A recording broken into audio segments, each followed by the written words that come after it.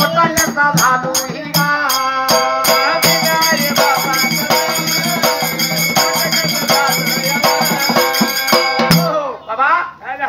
जाऊन अक्काला विचारायचं अक्काच्या वाड्यात राहायचं नाही आणि या गावात तोंड लावायचं नाही. आई बी नाही बाप बी नाही, मी जलमलो कसा.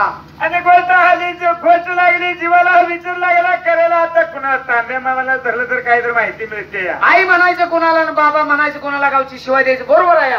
अहो आकाशात पडलो नाही दळतरी जतन केली काय मला आई बाप असणार अक्का लाडा ठेवले म्हणताना काय कोणाला आकाशाला बा म्हणायचं काय या धरतली आई म्हणायचं का कोण हाय माझी आई बाप ह्याची चौकशी करावा. आणि बुद्ध्या सुचली देवाला विचार केला म्हणाला आता जाऊन विचारलं पाहिजे अक्काला. देव पळत धावत त्या राजवाड्याला त्या बाया सया मिळून देवाच्या पाठी मागल्या बाजूला. बाया मागे शिवा घाली देत होत्या देव भरारी म्हणून अक्काच्या वाड्याला वाड्या म्हणल्या बाजूला. खापराचं घड फुटलं याला बोलावं आमच्याजवळ कापाट नाही. आता करायचं कसं जी भरपाई जितली पाहिजे आता या मायवाच्या बंधुकण. सासूच्या जुन्या मायगीच्या लिखी दिली तर खात होत्या ना उपाशी राहत होत्या पहिला सत्ययुगात. आता बघा बाबा काही सासूगरच्या सुना काही सुनेच्या सासूच्या हातात नांदणाऱ्या स्थित्या काही सासरीच्या हातात नांदणाऱ्या स्थित्या. आता कसं आहे सुनेच्या हातात सासू नांदायला लागते. हल्लीचा जमाना या हल्लीचा जमाना आहे. माझी बाया पॅन्ट घालाल्या पटके बी बांधायला आल्या. आता तुमच्याकडे काही राहिलं नाही. तुम्ही तुमचं सगळं मोकळं आहे. आता लुगडी एवढी नेसता तुम्ही जमलं तुमचं बहादर राहावं.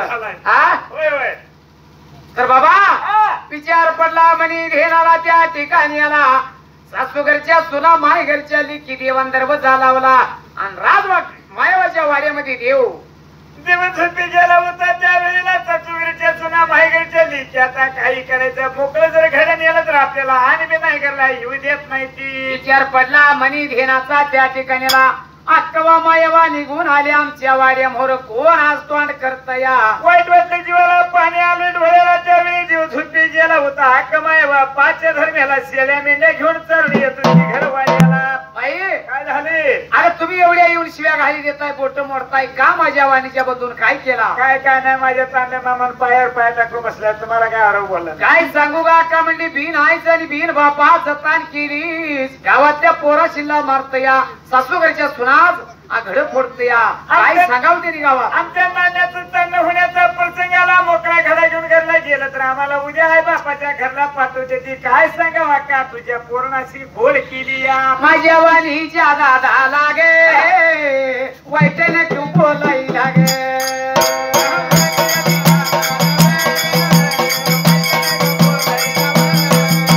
वाईटने खूप बोलाई लागे वाईटने खूप बोलाई लागे.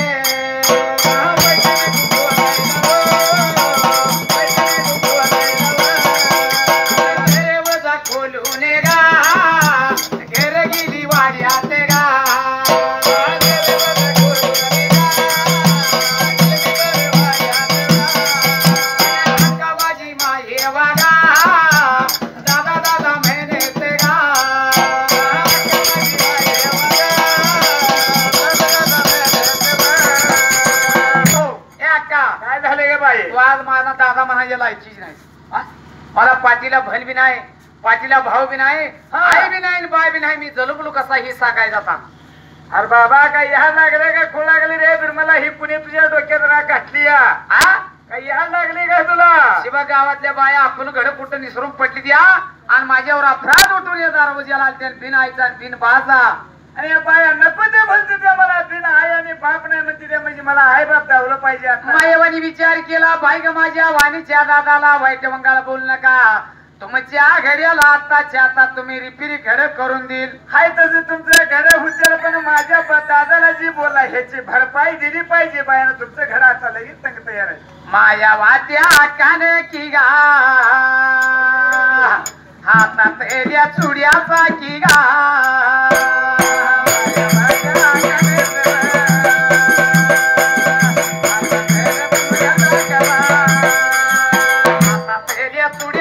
की गा त्याला बसवेला की गा.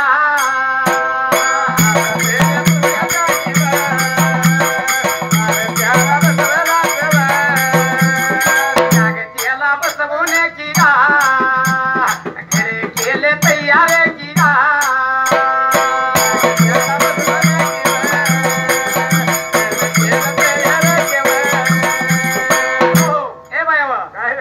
त्या वाणीच्या दादाला वाईट वंगाळ बोलू नका, तर तुमची घागर फुटली असली तर मी त्याला काय तर त्याला काय तर सांधून जोडून देते. नाही सांग, हुशार आहे त्याला. विचार केला मनाला, सासू घरच्या सुनाला माय घरच्या लेकीला शिक्षा दिली होती. आणि असं त्यावेळेला तुमचे घर आहे तसे करून देईल, पण माझ्या भावाला दिलेल्या शिवाची भरपाई द्या मला. तुझ्या भावाला शिवाय दिलेली भरपाई द्या, आमची घडं फोडल्या. तुम्ही घर सरळ करून देते, या तुझी भरपाई घ्या आता. हातातला चुडा काढला आणि त्या घड्याला मातीच्या डाग दिला लाकचा. आणि घरात बंदोबस्ती करून हातात दिलेल्या वेळेला का बोलण्याची चुकी झाली, माफी दे आम्हाला. हात जोडतील त्या भगवंता वेळेला.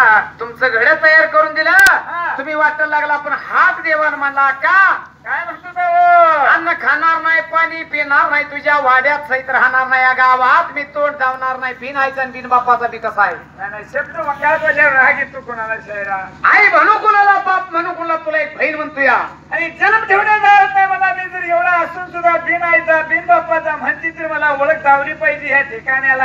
आताच्या आता माझी आई बाप कोणाची ती दावली तर ठीक, नाही तर आका तुझ्या वाड्यात राहणार नाही, अन्न खाणार नाही, पाणी पिणार नाही. वाईट वाटलं जीवाला, विचार केली मनाला, काय सांगू रे बाबा तू ताना तर मला. त्याने मांडे लागा, त्याने मांडे अक्का माझ्या माई लागा, पुढे बाबा तिला पडेल गा.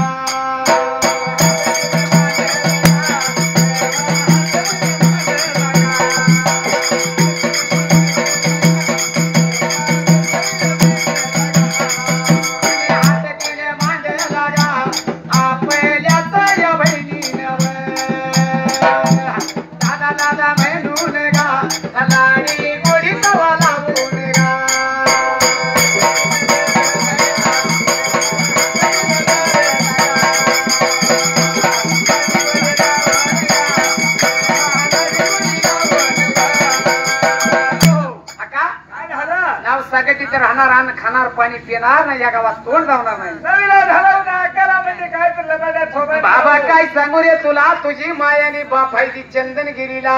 आणि म्हणून त्यावेळी आईची मला सांगते तुला तुझ्या आई बापाची ओळख बाबा. आई आणि बाप चंदनगिरी मंदनगिरीला घावतील तुला. चंदनगिरीला तुझी आई आणि बाप आहे ती त्या ठिकाणी आला. आणि एवढे तुझा मावळा नारद चेळीगाव नगर मुंजळ सैन्य शहराला, नगरी पट्टण गावाला. नगरी पट्टण नारद तुझा मामा. तुझ्या मामाने तुझा मोस करण्यासाठी तुझ्या भयासुरवानाला पाला नेऊन दासोदाच्या हातात दिलेला. तुझा वधी करायचा होता, पण तू पुण्यच आहे म्हणून तू राहिलाच. मी जतन केला, सांभाळ केला. तुझी आई बाप आहे ती चंदनगिरीला. घेऊन गेली होती चवीला, उन्हाच्या खायला लागला होता, पाला चमकायला. मी खासुदी म्हणून आणून सांभाळ केलाय बाबा. तुझ्या आई बापाचं तुझ्यासाठी रडून रडून डोळे गेलेत. मला माहित होतं शायरात. एवढं सांगितल्यानंतर या तुझ्या मामान तुझा मोस करण्यासाठी डाव रचून या सूरवनाला तुझा पाळणा पडला. जा तुझ्या मामाचा शोध काढायला. माहिती होतं भगवंताला, पण आकाची एक गोष्ट ऐकला की ती पुढे वाढण्याकरता काय झालं आका आई बापाकडे जात नाही, जातो मामाकडे आणि मामाची गाठ भेट घेतो. मग आई बापाकडे बघतो. मग आई बापाकडे बघतो म्हणताना आक मायावानी विचार केला. आक मायावानी ठरलेली सुरती अजून लगीन झालं नाही. नाही अजून ते राहिले. काय बरं राहिले हो? मायावान ठरलेली सोयरी तसंच राहिली. मावळ्याचा सूर काढण्यासाठी कनकामरतीला झिकून घेऊन देवाला. देव जिंकून आणतो म्हणून असा हमी बांधला अक्काला. अक्का मायावाने विचार केला, नगरी पट्टण नारद लई वाईट आहे, जर जातोय ते जातोच म्हणून गुरुर येऊन सिद्धाला मागणी मागून गुरुर येऊन सिद्धाचा हात जोडून गुरुर येऊन सिद्धाला अक्का मायावानं मागणी मागून घेतली होती. काय, जर गेलेलं काम यशाचा तुरा लिहून कनकामृतीला घेऊन राहील, पांबळ्याचा सूड जर काढून आला रेवण सिद्धा एक कांबळा तयार करते आणि गुरु रेवण सिद्धाचा हात घालते म्हणून वचन दिलेलं होतं. बरोबर आहे. तेव्हा देव जायला आणि कुठला प्रकार करायला.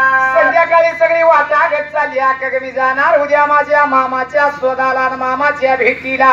म्हणून एवढं बोललेल्या वेळेला विचार केला. त्या ठिकाणीला पट्टे 4 वाजायला जाम झाका नेम निघती केला. जोड्या धोतरी नेसला, तांबडे सावळे फुटायला, सूर्या उदी होय आला. काय प्रकार घडायला.